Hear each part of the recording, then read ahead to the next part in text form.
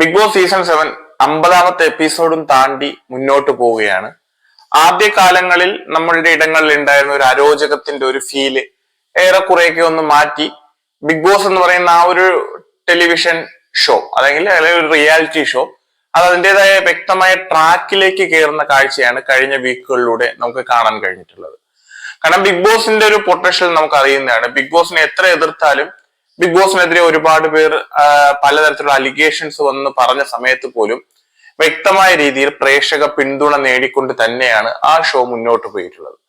ഏറെക്കുറെ സീസൺ 7 ഒരു സക്സസിലേക്ക് തന്നെയാണ് പൊയ്ക്കൊണ്ടിരിക്കുന്നത്. മറ്റു സീസണുകളിൽ നിന്നും ഈ സീസൺ 7 വ്യത്യസ്തപ്പെടുത്തുന്ന ഒന്നെന്ന് വെച്ചാല് ചില PR-കളുടെ ഒരു ഫിഗർ പുറത്ത് കാണിച്ച് അവരെ മാനിപ്പുലേറ്റ് ചെയ്ത് അവരാണ് നമ്പർ 1 എന്ന് കാണിക്കുന്നതിനപ്പുറം പ്രത്യേകിച്ചൊരു ബിംബങ്ങളും ഈ സീസണിൽ ഉയർന്നു വന്നതായിട്ട് കാണാൻ കഴിയുന്നില്ല. ഓരോ വീക്കുകളിലും വ്യക്തമായിട്ടുള്ള കണ്ടന്റുകൾ പുറത്തു വിട്ടുകൊണ്ട് ഓരോരുത്തരും അവരുടെ സ്കെയില് വർദ്ധിപ്പിക്കുകയും എന്നാൽ അടുത്ത വീക്കിലേക്ക് ചെല്ലുമ്പോൾ അവരുടെ സ്കെയില് താഴുന്നതുമായിട്ടുള്ള വ്യക്തമായിട്ടുള്ള കാഴ്ചയാണ് ഈ സീസണിൽ നമുക്ക് കാണാൻ കഴിയുന്നത്. അതുകൊണ്ട് തന്നെ ക്വാളിറ്റി ബേസ് ചെയ്തിട്ട് എനിക്ക് തോന്നുന്നു ഈ സീസണിൽ ഒരു പ്രത്യേകിച്ചൊരു മത്സരാർത്ഥി എടുത്തു പറയാനില്ലാത്തത് വ്യക്തമായ രീതിയിൽ ഒരുപാട് പ്രശ്നങ്ങളും അതുപോലെ തന്നെ ഒരുപാട് അപാകതകളുമുള്ള ഒരു മത്സരാർത്ഥികളാണ് ഈ സീസണിലുള്ളത്. അതിലുപരി സീസൺ 7 ഒരുപാട് വ്യത്യസ്തതകൾ പുലർത്തിക്കൊണ്ടാണ് ബിഗ് ബോസും അവരുടെ കണ്ടന്റുകൾ ജനങ്ങളുടെ ഇടയിലേക്ക് ഓൺ എയർ ചെയ്യുന്നത്. അവർ ഒരു വീക്കിൽ ഒരാളെ പൊക്കുന്നുണ്ടെങ്കിൽ നെക്സ്റ്റ് വീക്കിൽ അവരെ താക്കുവാനുള്ള ഒരു ശ്രമം അവരുടെ ഭാഗത്ത് നിന്ന് അവർ നടത്തുന്നുമുണ്ട്.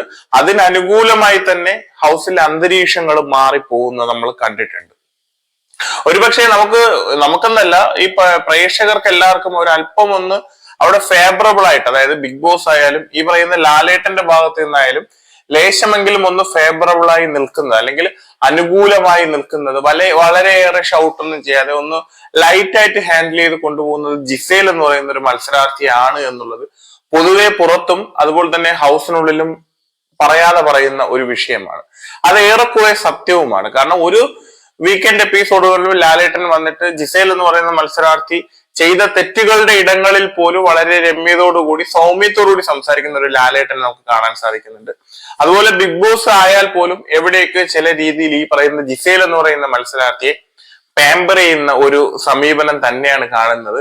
അതുപോലെ നമുക്ക് എല്ലാവർക്കും അറിയാം, ഹൗസിനുള്ളിൽ തന്നെ ജിസേലിന് വേണ്ടി വർക്ക് ചെയ്യാൻ ഒരാള് തന്നെ അവിടെ അപ്പോയിന്റ് ചെയ്യപ്പെട്ടിട്ടുണ്ട്. അത് ആര്യൻ എന്ന് പറയുന്ന മത്സരാർത്ഥിയാണ്. ആര്യൻ എന്ന് പറയുന്ന മത്സരാർത്ഥി ഇപ്പോൾ ബിഗ് ബോസിന്റെ ഒരു മത്സരാർത്ഥി എന്ന് എനിക്ക് കാണാൻ കഴിയുന്നില്ല എന്നോ അല്ലെങ്കിൽ ഒരു ആര്യന് ജിസേൽ തന്റെ ഒരു കാര്യങ്ങൾ നടത്തിയെടുക്കുവാൻ വേണ്ടിയിട്ടുള്ള ഒരു ടൂളായിട്ട് അവിടെ ഉപയോഗിക്കുന്നുണ്ടോ എന്ന് പോലും സംശയമുണ്ട്. ഈവൻ അവിടെയുള്ള ആളുകൾ തന്നെ പറയുന്നുണ്ട് ആര്യൻ ഈ പറയുന്ന ജിസേലിന്റെ തുണി വരെ കഴുകി കൊടുക്കുന്നുണ്ട് എന്ന്.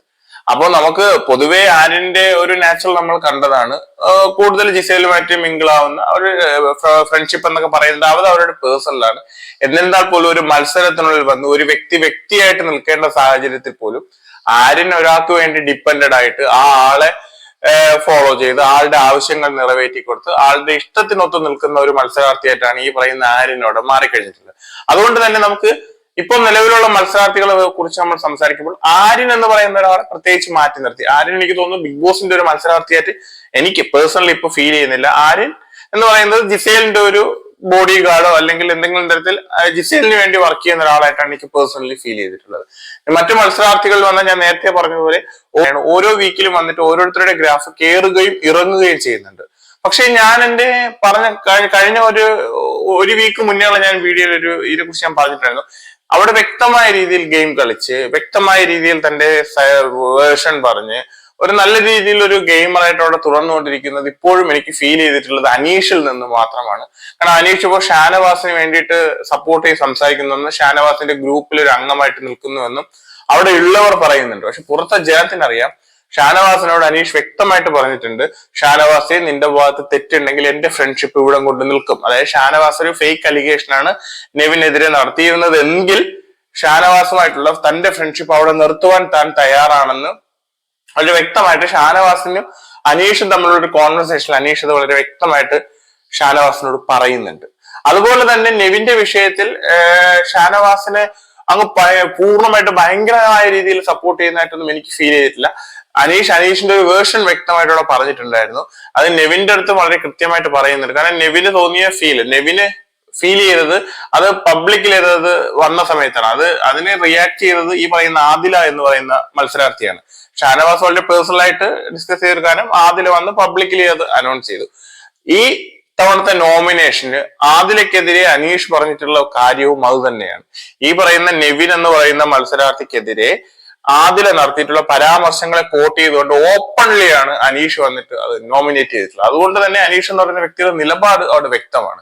പിന്നെ അനീഷ് വെക്കുന്ന ഗെയിമുകൾ, അനീഷിൻ്റെതായ ഓരോ പെർഫോമൻസുകൾ, അതെല്ലാം തന്നെ വളരെ അക്സെപ്റ്റ് ചെയ്യാൻ കഴിയുന്നതാണ്, റെസ്പെക്ട് ചെയ്യാൻ തോന്നുന്നത് തന്നെയാണ്. ബിഗ് ബോസിന് പുറത്ത് ഒരു കൂട്ടം ആളുകൾ ആഘോഷിക്കുന്നതും അനീഷിൻ്റെതായിട്ടുള്ള ഡയലോഗുകളാണ്. ഇവൻ നമ്മളെല്ലാവരും കണ്ടതാണ് മഴവിൽ മനോരമയുടെ ഷോയ്ക്കുള്ളിൽ സുരാജ് വെഞ്ഞാറമൂട് അവതരിപ്പിച്ച ഒരു കോമഡി കഥാപാത്രം നീ ഉറങ്ങുന്നത് ഞാൻ കണ്ടു എന്ന് പറയുന്ന ആ സാധനം എത്ര എന്റർടൈൻമെന്റ് ആയിട്ടാണ് അവിടെ ഉപയോഗിച്ചിട്ടുള്ളതും അതിന് എത്രമാത്രം അവിടുത്തെ ഓഡിയൻസിനെയും അവിടെ വന്നുകൂടിയ മറ്റാളുകളെയും ഈ പറയുന്ന ടൊവിനെ ആയാലും അതുപോലെ ആസിഫലി ആയാലും ലാലേട്ടനായാലും എത്രമാത്രം അവർ എന്റർടൈൻ ചെയ്യിച്ചു എന്ന് നമുക്ക് ആ വിഷ്വലിലൂടെ നമുക്ക് തിരിച്ചറിയാൻ കഴിഞ്ഞു. പബ്ലിക് അത് ഒരുപാട് ഏറ്റെടുത്തിട്ടുണ്ട്.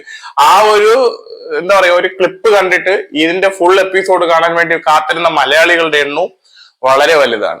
അതുകൊണ്ട് തന്നെയാണ് അനീഷ് എന്ന് പറയുന്ന ഒരു വ്യക്തി വ്യക്തമായിട്ടുള്ള തന്റെ സ്പേസ് ഹൗസിനുള്ളിൽ വെച്ചിട്ടുണ്ട്. അത് പുറത്തുള്ള ജനവും അംഗീകരിക്കുന്നുണ്ട്.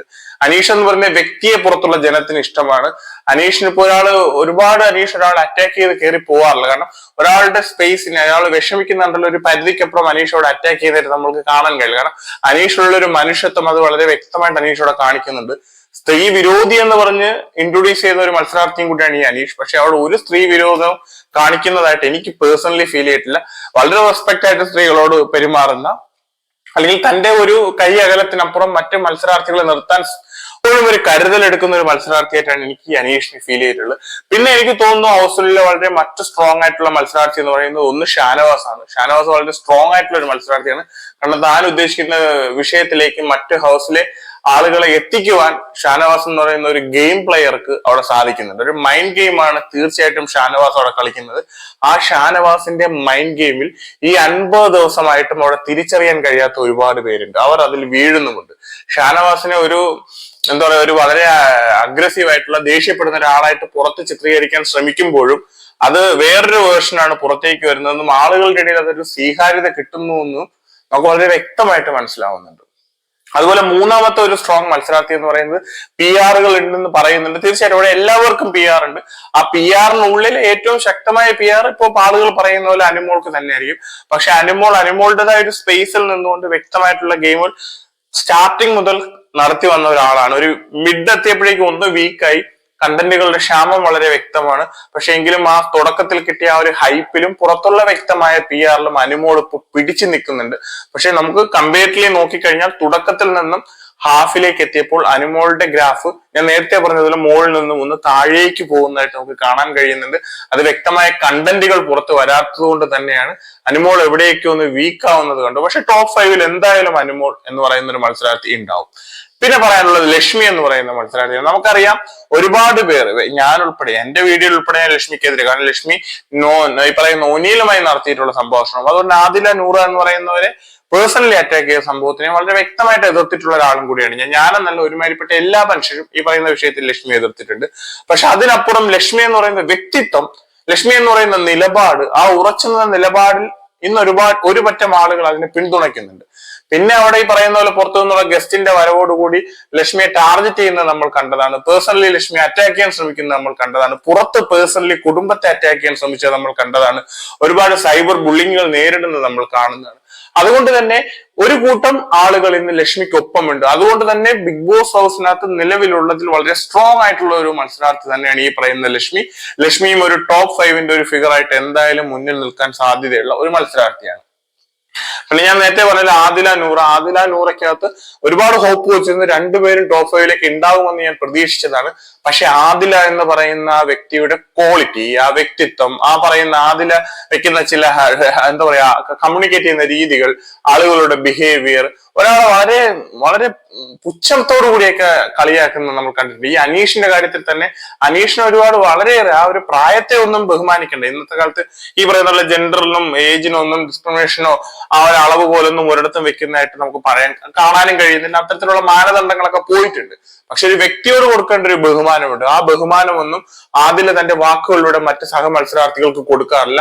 പ്രത്യേകിച്ച് അനീഷിനെയൊക്കെ വളരെ മോശമായ രീതിയിൽ തന്നെയാണ് ചില വേളകളിൽ കളിയാക്കുന്നതും അനീഷിനെ പ്രൊവോക്ക് ചെയ്യാൻ ശ്രമിക്കുന്നതും. അതുകൊണ്ട് ആദില എന്ന് പറയുന്ന മത്സരാർത്ഥിയുടെ ഒരു ചേഞ്ച് ഉണ്ട്, ഒരു മിഡ് വീക്കിനപ്പുറം മാറിയ ഒരു രീതികളുണ്ട്. ആ രീതികളൊന്നും മലയാളികൾ അക്സെപ്റ്റ് ചെയ്യുന്ന ഒരു രീതിയല്ല. ഇവൻ നെവിന്റെ വിഷയത്തിലായാൽ പോലും പബ്ലിക്കിലേക്ക് നെവിനെ ഇട്ടുകൊടുത്തത് ഈ പറയുന്ന ആദില തന്നെയാണ്. ഷാനവാസ് ഒന്ന് കവർ ചെയ്ത് വെച്ചിരുന്ന ഒരു വിഷയത്തെ അത് എക്സ്പോസ് ചെയ്യുന്നതിനുള്ള റീസൺ ആയത് ഈ പറയുന്ന ആദിലയുടെ ചില സ്റ്റേറ്റ്മെന്റുകൾ തന്നെയാണ്. അതുകൊണ്ട് ആദില എനിക്ക് തോന്നുന്നില്ല ടോപ്പ് 5 എത്തുമെന്ന്. പക്ഷെ നൂറ എന്ന് പറയുന്ന മത്സരാർത്ഥി തീർച്ചയായിട്ടും ടോപ്പ് 5 എത്തുവാൻ സാധ്യതയുള്ള മത്സരാർത്ഥിയാണ്. നൂറയുടെ സ്പേസിൽ നിന്നുകൊണ്ട് വ്യക്തമായ നിലപാടുകൾ നോക്കിക്കൊണ്ട് പറയേണ്ടടുത്ത പോയിന്റുകൾ പറഞ്ഞുകൊണ്ട് തന്നെയാണ് നൂറ മുന്നോട്ട് പോകുന്നത്. അതുകൊണ്ട് തീർച്ചയായിട്ടും ടോപ്പ് 5 ഈ പറയുന്ന നൂറ എന്ന് പറയുന്ന മത്സരാർത്ഥി ഉണ്ടാവും. പിന്നെ അവിടെ സ്കോപ്പ് ഉള്ള ഒരാൾ ജിസേൽ തന്നെയാണ്. ആര്യനെ ഞാൻ പറഞ്ഞല്ലോ, ആര്യനെ സൈഡ് നിർത്തി കഴിഞ്ഞാൽ ജിസേലിന്റേതായ ഗെയിം കളിച്ച് പോകുന്നുണ്ട്. ആര്യൻ അത് കളിക്കുന്നില്ല. പക്ഷെ ജിസേൽ ഈ ആര്യനെ കൂടെ നിർത്തി ജിസേലിന്റെ ഗെയിം വളരെ വ്യക്തമായിട്ട് ജിസേൽ കളിക്കുന്നുണ്ട്. അതുകൊണ്ട് തന്നെ തീർച്ചയായിട്ടും ടോപ്പ് 5 വളരെ സ്ട്രോങ് ആയിട്ട് എത്തുവാനുള്ള ഒരു മത്സരാർത്ഥിയായിട്ട് നമുക്ക് ജിസേലിനെയും കാണാൻ കഴിയും. മറ്റുള്ള മത്സരാർത്ഥികൾ തന്നെ ഏറെക്കുറെ പല വരുന്ന എവിക്ഷനുകളിലായിട്ട് പുറത്തേക്ക് പോകാൻ സാധ്യതയുള്ള മത്സരാർത്ഥികൾ തന്നെയാണ് ഇപ്പോൾ ഹൗസിനകത്തുള്ളത്. എന്തായാലും കാഴ്ചകളും കഥകളും ഓരോ വീക്കുകളിലും മാറുന്നുണ്ട്. വരും ദിവസങ്ങളിലെ കാഴ്ചകളും ഓരോ അനുഭവങ്ങളും എന്താണെന്ന് നമുക്ക് പറയാൻ പോലും കഴിയില്ല ഈ പോക്ക് ഇങ്ങനെ പോകുമ്പോൾ. എന്തായാലും 7ന്റെ പണി വളരെ വ്യക്തമായിട്ട് നടക്കുന്നുണ്ട്. ഈ സീസണിൽ ഏകദേശം ഇപ്പോഴുള്ള ഒരു സ്റ്റേജില് ഒരു ആളുകളുടെ ഒരു ലെവലാണ് ഞാൻ നിങ്ങളോട് സംസാരിച്ചിട്ടുള്ളത്. ഇനി വരും ദിവസങ്ങളിലെ കാഴ്ചകൾ നമുക്ക് കാണാം. ബിഗ് ബോസിന്റെ അപ്ഡേറ്റുകളായി ഞാൻ ഇവിടെ ഉണ്ടാവും. ഇനി മറ്റു വിഷയമായി വരുന്നതുവരെ നിങ്ങൾക്ക് എല്ലാവർക്കും നല്ലൊരു ദിവസം ഞാൻ ആശംസിക്കുന്നു.